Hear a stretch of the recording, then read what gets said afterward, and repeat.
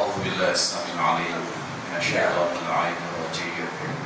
بسم الله الرحمن الرحيم. الحمد لله رب العالمين. الحمد لله الذي بارئ الخلائق أجمعين فاطر السماوات والأرضين باعث الأنبياء والمرسلين منزل القرآن الحكيم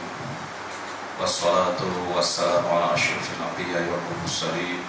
الذي سمي في السماء بأحمد وفي الأرض بالقاسم المصطفى محمد صلى الله عليه وعلى الطيبين الطاهرين وأصحابه المنتجبين المقربين.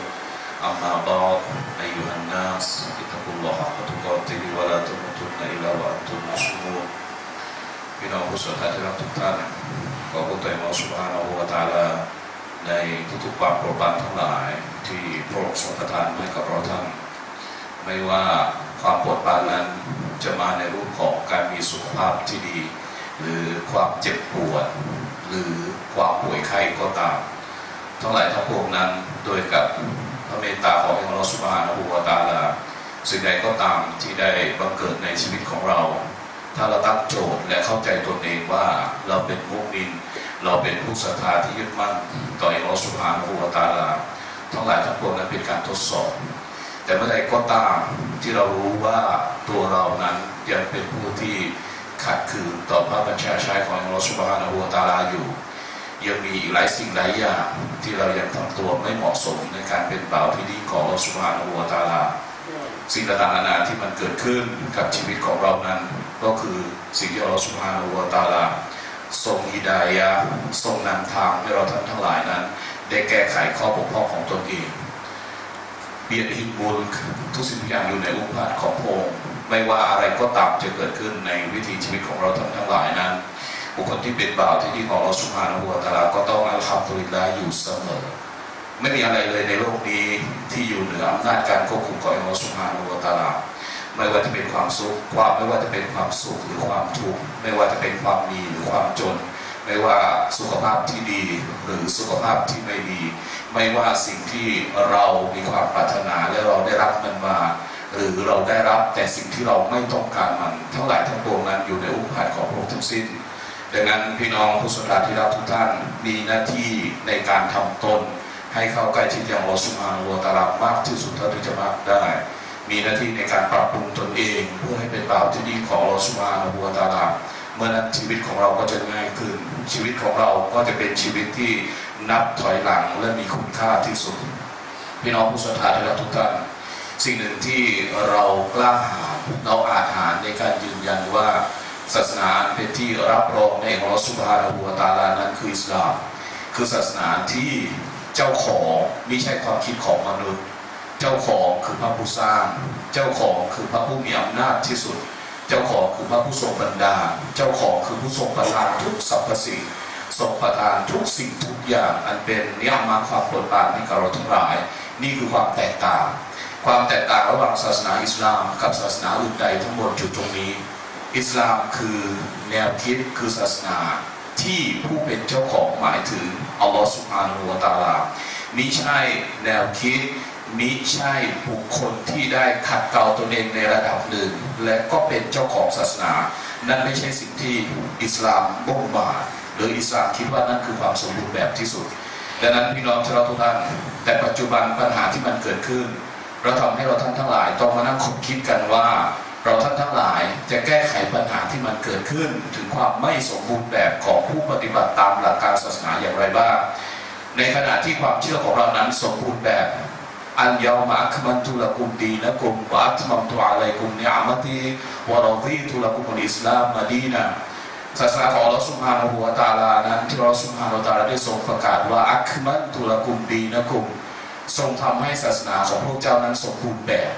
คำว่าศาสนาของพวกเจ้าสมบูรณ์แบบหมายถึงดีพร้อมแล้วหมายถึงเป็นศาสนาที่เหมาะสมที่จะใช้ในยุค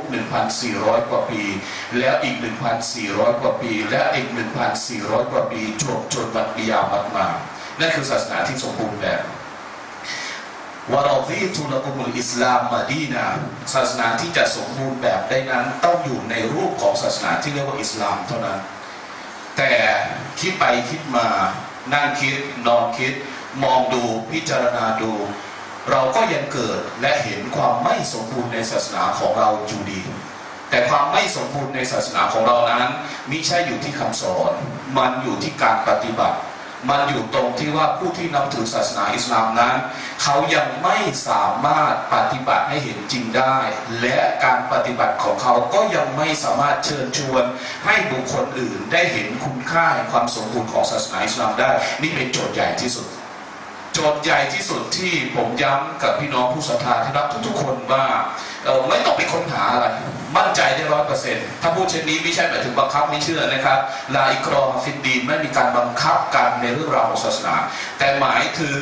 คุณสามารถพิสูจน์ได้ด้วยตัวของคุณเองว่าความสมบูรณ์อยู่ที่อิสลามแล้วความสมบูรณ์ทั้งหมดในแง่ความคิดแต่ปัญหาที่มันเกิดขึ้นก็คือเราจะทำอย่างไรให้ตัวเรานั้นได้รับรู้ถึงความสมบูรณ์แบบของอิสลามนั้นได้รับรู้ถึงแง่คิดที่สมบูรณ์แบบของอิสลามนั้นได้รับรู้ถึงสิ่งที่เรามีแต่คนอื่นไม่มีได้รับรู้ถึงแนวคิดทางศาสนาอันเป็นแนวคิดที่สมบูรณ์แบบที่สุดที่จำเป็นที่สุดสำหรับการดำรงอยู่ในโลกใบนี้ซึ่งแนวคิดอื่นไม่มีเราเปรียบเทียบเช่นนี้นั้นเราไม่ได้หวังเพื่อจะให้เกิดเซปเปอร์เรตเกิดให้ความแตกต่างระหว่างศาสนาไม่ใช่แต่เรากำลังจะบ่งบอกว่าสิ่งที่ดีที่สุดและสำคัญที่สุดสำหรับท่านทั้งหลายก็คือทำอย่างไรที่จะให้อิสลามของเรานั้นอยู่ในฐานะที่เราพิสูจน์ได้ตัวเองและบอกกับคนอื่นสิ่งหนึ่งที่ผมได้เรียนแล้วก็ได้พยายามตอกย้ำกับพี่น้องว่าณวันนี้เรื่องราวทั้งหมดมันก็ยังวนอยู่กับอิสลามวนอยู่กับมุสลิมวนอยู่กับแนวคิดนี้เวลาเราอยู่ในแวดวงของนักวิชาการก็ยังมีแนวคิดประหลาดหลุดขึ้นมานักวิชาการบางคนพยายามที่จะไม่แตะต้องแนวคิดอิสลามเพราะเกรงว่าจะพลาดอันนี้ถือว่าดีหน่อยนักวิชาการบางคนกล้ามาแตะต้องแต่แตะต้องในสิ่งที่มันเป็นความล้มเหลวเป็นความผิดพลาดของผู้ปฏิบัติ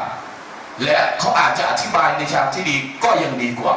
แต่ยังมีนักวิชาการอีกหลายๆกลุ่มอีกหลายๆคนจ้องที่จะเอาดูข้อผิดพลาดซึ่งถามว่าเล็กน้อยไหมผมว่าไม่เล็กน้อยหรอกมันก็เยอะพอสมควรแหละแต่มันไม่ใช่ความสมบูรณ์ของศาสนาที่อิสลามหมายถึงมันคือการปฏิบัติที่ผิดทำนองของธรรมตามหลักการศาสนาอิสลามต่างหากแล้วเอาไปขยายผลมันสิ่งนี้เนี่ยถามว่าคุตุบะในวันนี้คุตุบะของผมนั้นต้องการจะยืนยันในประเด็นนี้ว่าความสมบูรณ์แบบของอิสลามคือแนวคิดใช่ไหมใช่แนวคิดที่ปฏิบัติได้ไหมปฏิบัติได้อย่างแน่นอน1,000%เพียงแต่ว่าพี่น้องต้องร่วมมือกันต้องให้ความร่วมมือที่ตัวของพี่น้องเองในการขยายผลของมันว่าอิสลามนั้นดีสมบูรณ์แบบในแง่ใดก็แล้วแต่นั้นต้องทำไม่ได้ยกตัวอย่างเช่นเราค้างกันไว้เมื่อหลายสุขนะครับเราค้างกันไว้ว่าขอให้เราเริ่มต้นนับตั้งแต่ความหมายของคำว่าอิสลามก็บอกอิสลามความหมายในมุมกว้างๆก็คือความสันติหมายถึงอะไรสันติหมายถึงใครก็ตามที่ยอมรับแนวคิดของอิสลามจะต้องเป็นคนที่พบกับความสันติในความได้ไหมชัดเจนและใครก็ตามที่เอาแนวคิดของอิสลามไปใช้สังคมนั้นต้องสันติใช่ไหมก็ตีความได้ถูกต้องอย่างชัดเจนนั่นหมายถึงว่าอะไรนั่นหมายถึงคนที่เป็นมุสลิมคนที่เป็นมุสลิมยอมรับความมีสันติใช่ไหมและต้องการให้ความสันติหรือสันติเกิดขึ้นในสังคมใช่ไหมคำตอบก็ต้องใช่แต่ปัจจุบันมันเหมือนกับสภาพของการขัดแย้งกันโดยสิ้นเชิงเราก็เลยต้องย้อนกลับไปดูว่าแล้วเอาเข้าจริงๆแล้วเนี่ยต้นแบบของเราในฐานะของมนุษย์จะเริ่มต้นตรงไหนผมก็เลยบอกว่าต้นแบบของเราจะเริ่มต้นที่นบีศ็อลลัลลอฮุอะลัยฮิวะซัลลัมเราจะอธิบายเราจะพูดคุตบะห์ในที่บริบทของตัวนบีศ็อลลัลลอฮุอะลัยฮิวะซัลลัมให้มากที่สุดเท่าที่จะมากได้ประกอบกับพระดำรัสของอัลเลาะห์ซุบฮานะฮูวะตะอาลาซึ่งสมบูรณ์แบบที่สุดแต่ต้องใช้การอธิบายและการตีความและการขยายความให้พี่น้องได้เข้าใจแต่ตัวตนของนบีศ็อลลัลลอฮุอะลัยฮิวะซัลลัมต้องปลุกขึ้นมาใหม่ตีความเพื่อจะให้บอกว่านบีศ็อลลัลลอฮุอะลัยฮิวะซัลลัมในตลอดช่วงอายุขัยของท่านนั้นไม่มีช่วงระยะเวลาใดเลยที่จะสำแดงตนออกมาที่ตรงกันข้ามกับความสันติไม่มีเลยนะครับแม้กระทั่งการประกาศสงครามเรื่องนี้ต้องคุยกันแน่แม้กระทั่งการประกาศสงครามเพื่อปกป้องตัวเองปกป้องเกียรติยศปกป้องผู้คนปกป้องชีวิตซึ่งปัจจุบันแน่นอนเหลือเกินมันเป็นสิทธิมนุษยชนในการปกป้องเกียรติยศของตนเองถูกไหมครับนั่นหมายถึงทั่วโลกยอมรับโอเคเราค้างประเด็นนั้นไว้ก่อนเรากำลังพูดว่าเราจะต้องย้อนกลับไปหานบีและนบีของเราก็จะต้องไม่ใช่นบีที่ตีความแบบแคบๆ คำว่าตีความแบบแคบหมายถึงอะไรหมายถึงคุณจับช่วงชีวิตของนบี23ให้กลายเป็นเพียงนบีเหมือนกับศาสดาท่านหนึ่งที่มีบุคลิกลักษณะมีจริยวัตรอันงดงามแต่ไม่มีผลทางสังคมแต่ไม่มีอิทธิพลทางสังคมไม่ใช่นบีจะต้องใช้ชีวิต23ปีนั้นสมบูรณ์แบบที่สุดในฐานะเป็นบุคคลของอัลเลาะห์ซุบฮานะฮูวะตะอาลาในฐานะเป็นบุคคลสมมุติที่ได้รับการยอมรับถึงขนาดว่าถ้าคุณเชื่ออัลลอฮ์คุณไม่เชื่อนบีคุณก็เท่ากับไม่เชื่ออัลลอฮ์คุณเชื่ออัลลอฮ์เชื่อกุรอานคุณเชื่อนบีแต่คุณไม่เชื่อคำพูดนบีก็เท่ากับคุณไม่เชื่ออัลกุรอานไม่เชื่ออัลลอฮ์เหมือนกันนั่นหมายถึงความสมบูรณ์แบบที่สุดก็คือต้องย้อนกลับไปหาบุคคลในหน้าที่นี้หมายถึงนบีศ็อลลัลลอฮุอะลัยฮิวะซัลลัมเราจะต้องไม่นำบุคลิกลักษณะของนบีศ็อลลัลลอฮุอะลัยฮิวะซัลลัมมาเพื่อใช้ในความแตกแยกเราจะต้องทำอย่างไรก็ได้ให้เกิดการรวมศูนย์ให้ได้ว่านบีศ็อลลัลลอฮุอะลัยฮิวะซัลลัมของเรานั้น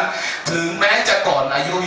25ถึงแม้ระหว่างอายุ25ก่อนรับวะฮีคือ40ทั้งหลายทั้งปวงคือความสมบูรณ์แบบที่สุดและเมื่อสมบูรณ์แบบที่สุดอัลลอฮ์จึงจำเป็นต้องเอานบีของพระองค์กลับไปเพราะนบีสมบูรณ์แบบแล้วมีนบีได้สำแดงบทบาทที่อันสมบูรณ์แบบสำแดงตนได้อย่างสมบูรณ์แบบจึงเอากลับไปเพราะฉะนั้นช่วงระยะเวลาทั้งหมดบางทีอาลีอุลามะบอกไม่ใช่เริ่มต้นไม่ใช่40ด้วยซ้ำไปควรจะเริ่มต้นตั้งแต่25ควรจะเริ่มต้นตั้งแต่ว่าทำไมท่านอิงคอดียะห์สลามุลลอฮุอะลัยฮาจึงพร้อมในการที่จะให้คู่ชีวิตของท่านนั้นคือนบีศ็อลลัลลอฮุอะลัยฮิวะซัลลัมซึ่งบางรายงานบอกห่างกัน15ปีแต่บางรายงานบอกน้อยกว่านั้นทำไมท่านหญิงคอดียะห์สลามุลลอฮุอะลัยฮารอฎิยัลลอฮุอันฮาเป็นบุคคลที่เป็นเศรษฐีนีที่มีความสมบูรณ์แบบทั้งรูป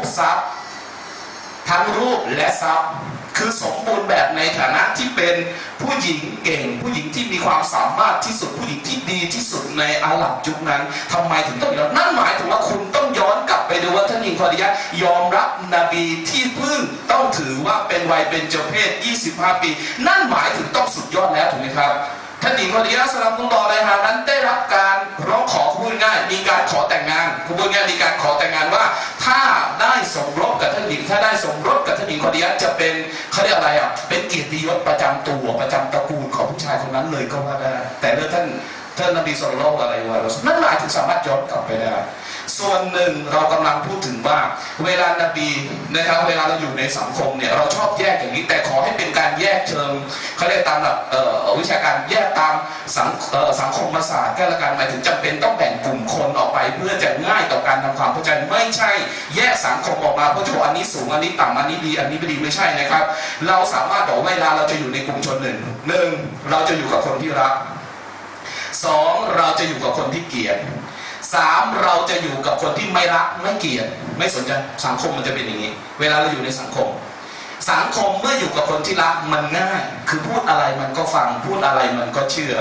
ส่วนคนที่ไม่รักไม่เกลียดนบีใช้เวลาและในที่สุดก็ได้บทสรุปว่าถ้าเขาไม่มีหัวใจอันสกปรกจริงๆต้องรักนบี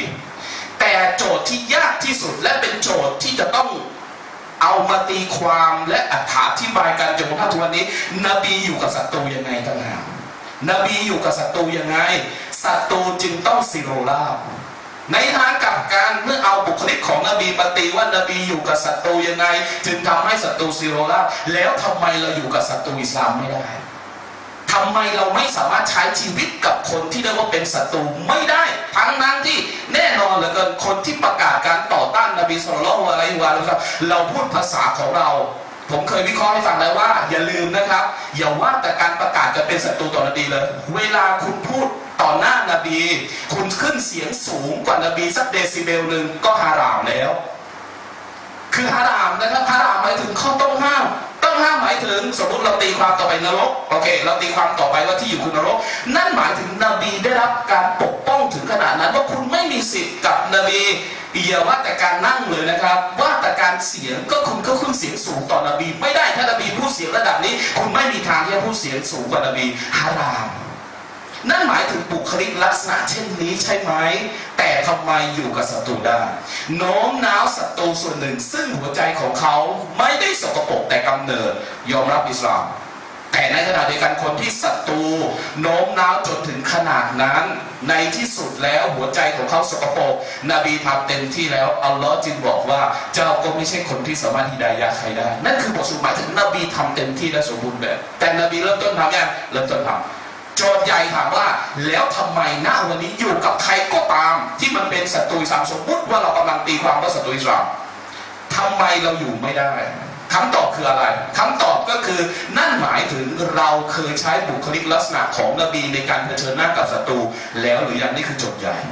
ถามว่าโจทย์ใหญ่นะวันนี้ทำได้ไหมต้องใช้ความพยายามผมทำได้ไหมต้องใช้ความพยายามและพยายามจนกระทั่งให้อัลลอฮ์พึงพอใจก็แล้วกันตายเมื่อไหร่ก็เมื่อนั้นแต่ถามว่าถ้าไม่ทำเลยแสดงว่าคุณก็ปฏิเสธสิ่งที่คุณกำลังสอนอยู่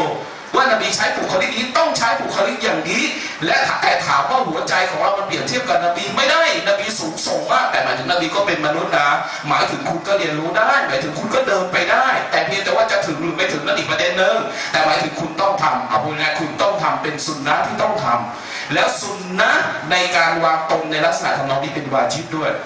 ไม่ใช่สุนนะโทษนะครับขออนุญาตไม่ใช่สุนนะแต่เพียงรูปลักษณ์ภายนอกในเรื่องการแต่งตัวในเรื่องการทำให้ใบหน้าของตัวเองมีความน่าเกรงขาม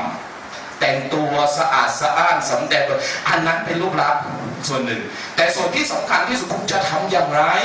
ที่จะทำให้การเผชิญหน้าแบบที่นบีเผชิญหน้านั้นมันถูกนำมาใช้บ้างและค่อยๆปรับกันไปทำไมณวันนี้เวลาพูดถึงเรื่องศัตรูอิสลามจริงไม่จริงยังไม่รู้นะครับบางคนเป็นศัตรูอิสลามจริงๆด้วยกำเนิดจริงๆคนบางคนด้วยกับความชั่วทางด้านการเมืองก็เป็นศัตรูจริงๆศัตรูในการทำลายล้างจริงๆก็กล้าพูดก็กล้าบอกระบบใดก็ตามที่ตั้งใจจะเป็นศัตรูอันนั้นศัตรูจริงๆแต่ถามว่าวิธีการในการเผชิญหน้าเนี่ยบางครั้งนั้นน่ะเราไม่สามารถแยกแยะว่าไอ้ระดับศัตรูของเราระดับใหญ่ๆนั้นน่ะมันต่างกับศัตรูในฐานะเพื่อนของเรายังไงมันต่างกับศัตรูในฐานะอะไรนะครับในฐานะพี่น้องเรายังไงมันต่างศัตรูในฐานะคนที่อยู่ร่วมกันในสังคมเล็กๆไงบางครั้งเราวางตัวเหมือนกับเปียบเลยเราแสดงออกศัตรูยิ่งใหญ่เช่นอเมริกาชัยฏอนอักบาร์เป็นชัยฏอนตัวใหญ่ที่สุดเราแสดงออกยังไงกับมันเราก็จะแสดงออกกับมุสลิมที่เคยเป็นมิตรกับเราและเป็นศัตรูในระดับเดียวกันเพราะเราบอกว่านี่คือศัตรูอิสลามเพราะนี่คือศัตรูของเราอาจจะพัฒนาเป็นศัตรูอิสลามหรืออะไรก็แล้วแต่จริงๆมันไม่ใช่พี่น้องมันคนละประเด็นมันคนละเรื่องมุมมองของเราต้องถูกเปลี่ยนใหม่ว่าอย่าได้พัฒนาไอ้ความไม่เข้าใจระหว่างกันและกันให้กลายเป็นศัตรูแล้วมันก็ก่อวอดให้กลายเป็นศัตรูและความเครียดแค้นชิงชังต่อกันแล้วกลายไปเรื่อยๆกลายเป็นศัตรูระหว่างมัซฮับกลายเป็นศัตรูระหว่างอะไรตรงนี้อะไรก็ไม่รู้แล้วพัฒนาเพื่อจะให้มันพังกันไปกับแถบก็คือมันอยู่ด้วยกันไม่ได้อิสลามของฉันต้องอยู่เพียงคนเดียวฉะนั้นฉันมีอยู่5 คนฉันก็ขอเป็น5 คนที่ขึ้นสู่สวรรค์คนอื่นจะเป็นกันไม่ใช่ฉันต้องยืนยันหลักการอิสลามของฉันสมบูรณ์แบบคำตอบสมบูรณ์แบบจริงเหรอณวันนี้การเผยแพร่ศาสนาของบางกลุ่มมั่นใจเหรอว่าที่สิ่งที่คุณพูดสมบูรณ์แบบนักวิชาการเขาสามารถพิจารณาได้ไม่สมบูรณ์แบบที่คุณทำอยู่นะมันไม่สมบูรณ์แบบหรอกแต่ถามว่าทำไมเขาไม่ออกมาคำตอบก็คือเขาต้องการปกป้องสังคมไว้ก่อนเขาต้องการปกป้องรูปลักษณ์ของสังคมไว้ก่อนเราไม่สามารถที่จะไปให้ศัตรูมันอยู่เฉยๆแล้วมันก็หัวเราะเยาะขัดเราแล้วบอกนักวิชาการทะเลาะกันด้วยเรื่อง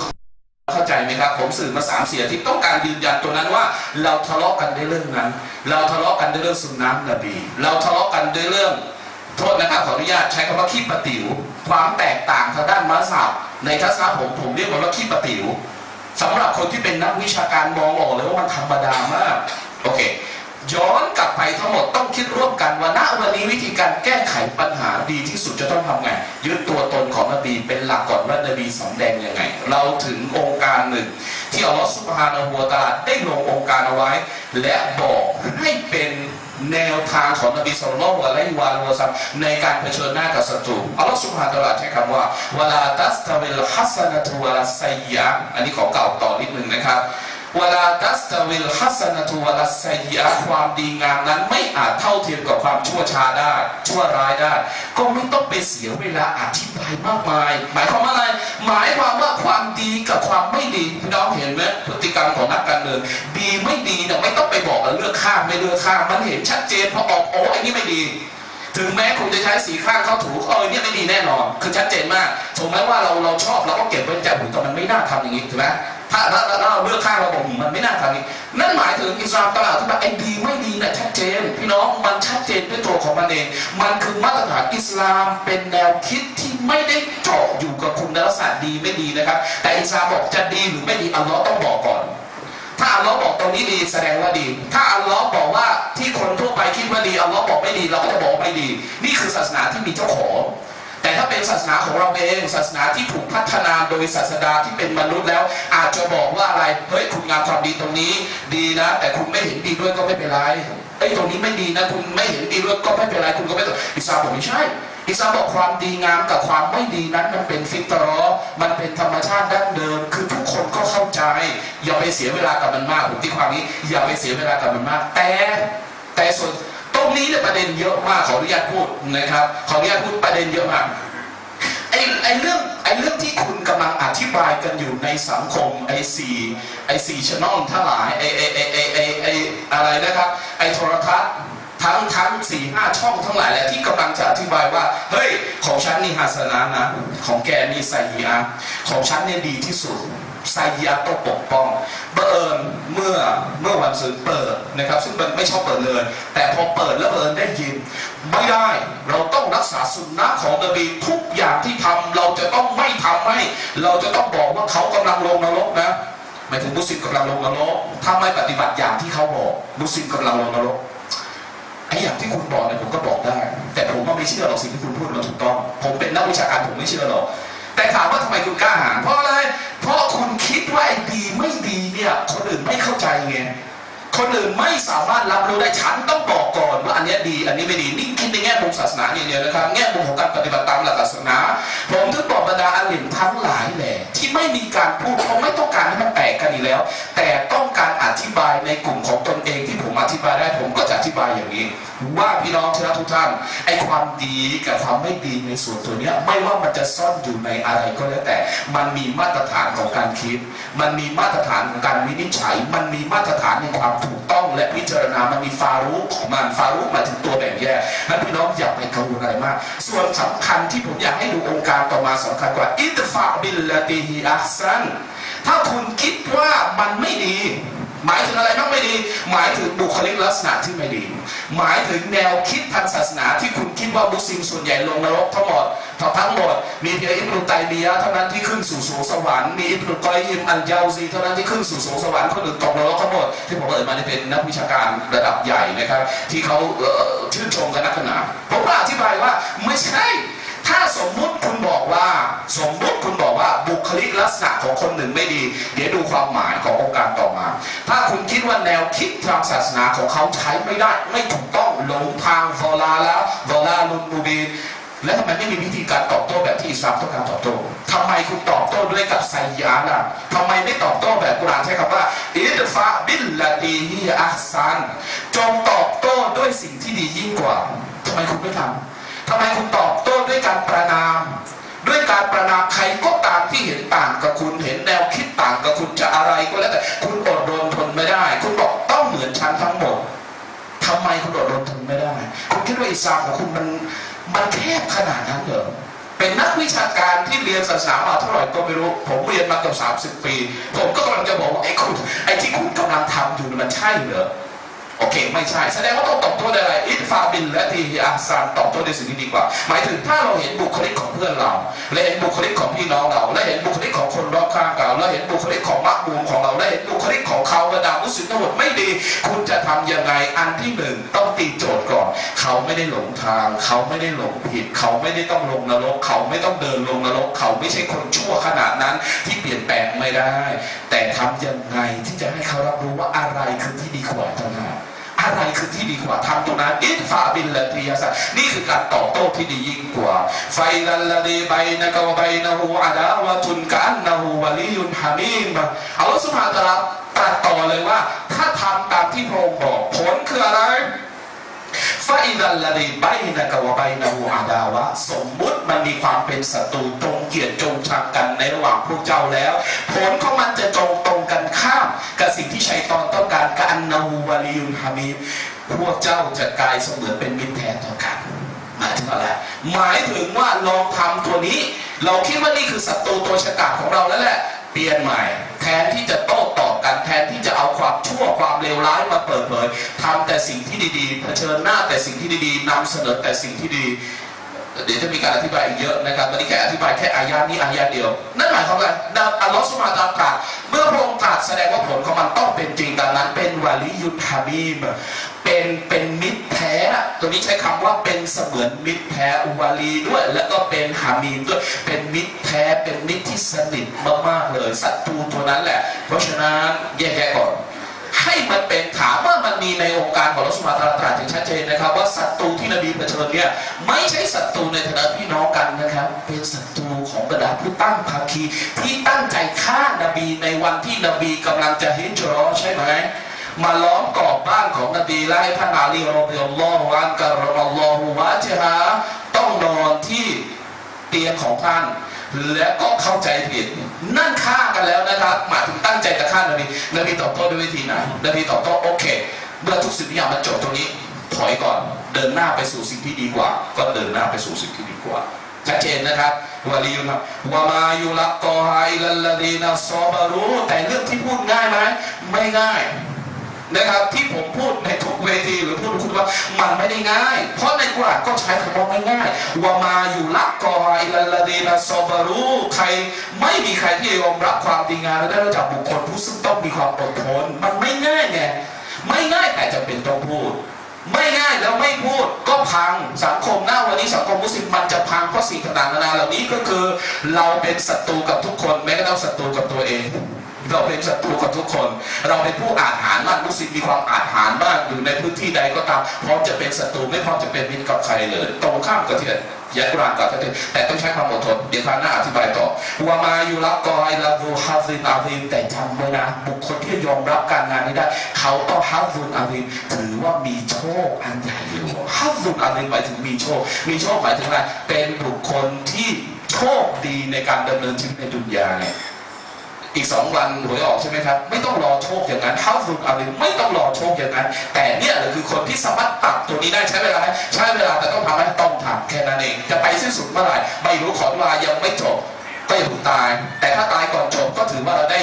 บูชาฮาดาแล้วเราได้ต่อสู้แล้วเราได้เรียนรู้เราได้ทำแล้วนั่นเองนะครับก็ขออนุญาตฝากกับพี่น้องเท่านี้ก่อนอัลฮัมดุลิลลาฮิร็อบบิลอาลามีน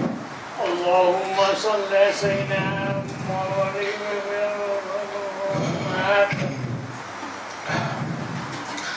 أعوذ بالله السميع العليم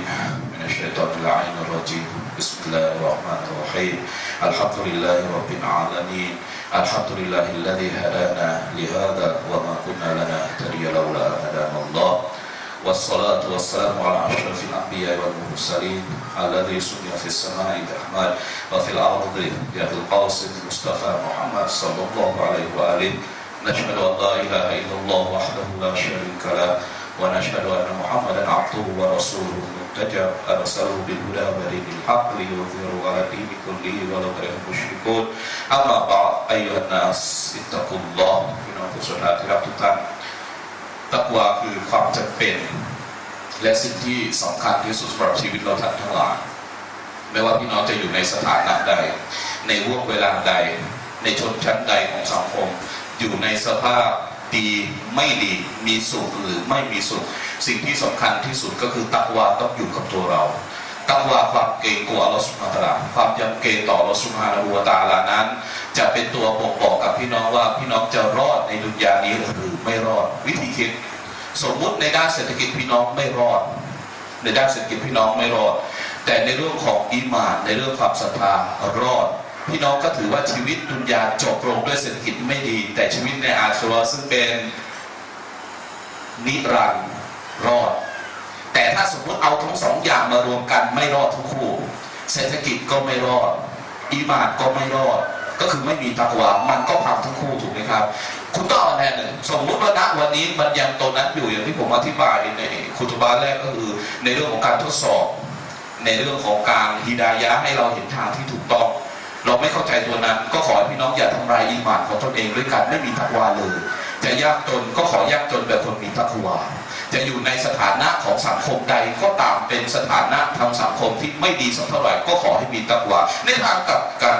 ถ้า ถ้าเป็นคนถ้าเป็นบุคคลที่มีสถานะทางสังคมดีก็ขอให้มีตักวามีเงินเยอะก็ขอให้มีตักวาและส่วนสำคัญที่สุดเอาตักวาเป็นตัวหลักไม่ใช่เรื่องเงินไม่ใช่เรื่องสถานะทางสังคมเอาตักวาเป็นตัวหลักเอาความยำเกรงต่ออัลเลาะห์ซุบฮานะฮูวะตะอาลาเป็นตัวหลักในตอนท้ายคุตบะห์ที่2ก็ยังคงต้องวนเวียนแล้วก็คงต้องใช้ระยะเวลาอีกยาวนาน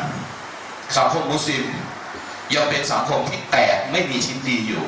ยังเป็นสังคมที่ถูกพัฒนาให้แตกไปเรื่อยๆคำว่าถูกพัฒนาให้แตกอาจจะในนามของผู้รู้หรืออาลิมอุลามะหรือใครก็ตามพี่น้องเวลาพูดอย่างนี้เนี่ยมันเหมือนกับการถมน้ำลายรถฟ้าถมน้ำลายรถฟ้าหมายถึงมันก็เข้าหน้าตัวเองเพราะเราเป็นอาลิมแต่ถามว่าเรากำลังตั้งโจทย์ว่าอาลิมทำอะไรกับสังคมของเราบ้างสิ่งที่เกิดขึ้นในซีเรียสิ่งที่เกิดขึ้นในลิเบียสิ่งที่เกิดขึ้นในอียิปต์สิ่งที่เกิดขึ้นในบาห์เรนต่างๆนานาพี่น้องรู้ไหมใครเป็นคนฟัตวาให้ฆ่าอีกฝ่ายหนึ่งได้ก็อาลิมนั่นแหละที่กล้าหาญในการจะบอกว่าฆ่ามุสลิมด้วยกันได้มันเป็นเรื่องที่เลวร้ายจะถามว่าที่พูดอย่างนี้เนี่ยหมายความว่าอะไรพูดนี้หมายถึงอาลิมของอิสลามเป็นไงไม่หรอกพี่น้องมันมี 1% แหละแต่บังเอิญมันทำเรื่องใหญ่ไงมันก็เลยเราเห็นชัดๆยังมีอาลิมอุลามะอีก 99% เขาทำแต่เรื่องที่ดีๆแต่ทำเรื่องที่ประเภทที่อยู่กับสังคมมันไม่เป็นข่าวไงแต่จำเป็นต้องเอามาพูดว่าผลงานของอาลิมที่ได้ตาหน้าว่าเป็นวาริสตุลอัมบียะเป็นทายาทของบรรดาศาสดาสิ่งที่เขาทำเลวร้ายมากชั่วร้ายมากไม่ว่าจะในซีเรียคุณจะมีมุมมองในเชิงการเมืองของคน2 กลุ่มผมก็รู้เรื่องการเมืองไม่ว่าจะในบาห์เรนก็เป็น2 กลุ่มผมก็รู้เรื่องบาห์เรนไม่ว่าจะเกิดขึ้นในอียิปต์ณวันนี้คุณจะเอามาตรฐานของประชาธิปไตยเป็นตัวตั้งคุณทำผิดคุณจะเอามาตรฐานในความพึงพอใจของผู้คนคุณอาจทำถูกอะไรก็ตามที่เอ่ยมาทั้งหมดพี่น้องที่เอ่ยมาทั้งหมดประเทศมุสลิมนะทั้งหมดเลยและการฆ่าที่เกิดขึ้นในแต่ละวันไม่ใช่ฆ่าแบบมนุษย์เขาฆ่ากันนะพี่น้องต้องใช้คำว่าฆ่าแบบมนุษย์ที่เขาฆ่ากันไม่ใช่มันฆ่ากันแบบที่เกินมนุษย์เขาจะฆ่ากันน่ะมันสรรหาวิธีการฆ่าให้มันเกิดขึ้นทั้งในซีเรียผมไม่บอกฝ่ายรัฐบาลหรือฝ่ายต่อต้านอะไรก็แล้วแต่มันยังเป็นการเมืองที่ต้องใช้การวิเคราะห์อีกยาวนานแต่สิ่งที่ผมสนใจก็คือว่าเมื่อเราเป็นมุสลิมเราเห็นสิ่งที่เกิดขึ้นในสังคมมุสลิมเราเห็นสิ่งที่เกิดขึ้นในสังคมมุสลิมณวันนี้เรายังไม่เคยเห็นอุลามะกลุ่มใดเลยที่กล้าทำตามที่อัลกุรอานกล่าวว่าเมื่อใดก็ตามที่มีการต่อสู้กันเผชิญหน้ากันระหว่าง2 กลุ่มฟาสลิฮูไบนะกุมต้องแก้ไขต้องก้าวเข้ามาพูดอุลามะรวมตัวกันแล้วก้าวเข้ามาพูดผมพูดเรื่องนี้มันไกลจากตัวเองไปย้อนกลับมาบ้านเราก่อนย้อนกลับมามันไกลเกินไปแต่จำเป็นต้องวิเคราะห์เห็นว่าเราอับอายขายขี้หน้าที่มันเกิดขึ้นในโลกทุกวันนี้มุสลิมฆ่ามุสลิมอับอายขายขี้หน้ามากเราก็เลยกลับมาสู่สังคมของเราพี่น้องอย่าพัฒนาให้สังคมของเรามันจะเป็นสังคมแบบซีเรียในอีก50 ปีข้างหน้ามันจะเป็นสังคมอียิปต์ในอีก50 ปีข้างหน้าผมพูดผมไม่บอกเป็นไปไม่ได้หรอกมันไม่มีทางพัฒนาหรอกพี่น้องทำไมจะไม่มีทางพัฒนาก็ในเมื่อว่าที่มันเกิดขึ้นตรงนี้แล้วมันย้อนกลับไปสัก50 ปีหลังนี้มันก็เกิดสภาพอย่างนี้แหละผุดขึ้นมาในสังคมเล็กๆที่กล้าบอกว่าเองไม่ใช่มุสลิมทั้งนั้นที่คนนั้นนะชาอัลลอฮ์อิลาโลนะชาอัลลอฮ์นะมุฮัมมัดอัลรอซูลุลลอฮ์เองไม่ใช่มุสลิมเองอยู่ในสังคมอย่างนี้ด้วยกับมัสฮับอย่างนี้เพราะฉะนั้นเองไม่ใช่ต้องมีการตรวจสอบอะกีดะห์มีการตรวจสอบอะกีดะห์ก็ตอบด้วยปืนดิถ้ามีการตรวจสอบความเชื่อกันก็ยิงกันซะดีกว่าเห็นไหมมันพัฒนาอย่างนี้ไปเรื่อยๆคุตบะห์ที่2ก็จะเอาหะดีษบางหะดีษมาบอกกับพี่น้องและทำความเข้าใจสั้นๆง่ายๆวันนี้หะดีษบทหนึ่งของนบีศ็อลลัลลอฮุอะลัยฮิวะอาลิฮิวะซัลลัมนบีกล่าวว่ามาอะฮิดะอิลัยยะจับรออีลอะลัยฮิสสลามฟีชัยอินมาอะฮิดะอิลัยยะฟีมุอาลาติริจาลจับรออีนั้นมิได้สั่งเสียเรื่องใดแก่ฉันมากยิ่งไปกว่าเรื่องความเป็นศัตรูในระหว่างผู้คนด้วยกันหมายความว่าอะไรหมายความว่าอิสลามที่จับรออีนำมาให้กับนบีศ็อลลัลลอฮุอะลัยฮิวะซัลลัม23 ปีสมบูรณ์แบบที่สุด114ซูเราะห์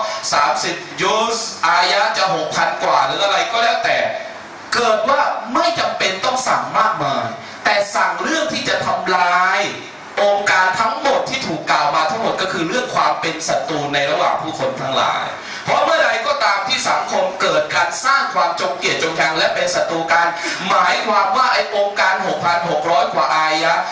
ในซูเราะห์114ซูเราะห์อีก30ยุสไม่มีความหมายที่ต้องเอามาพูดกันถูกไหมครับ ถ้าเมื่อใดก็ตามที่มันเกิดความเป็นศัตรูกันก็ยิงกันก็เท่านั้นเองจบง่าย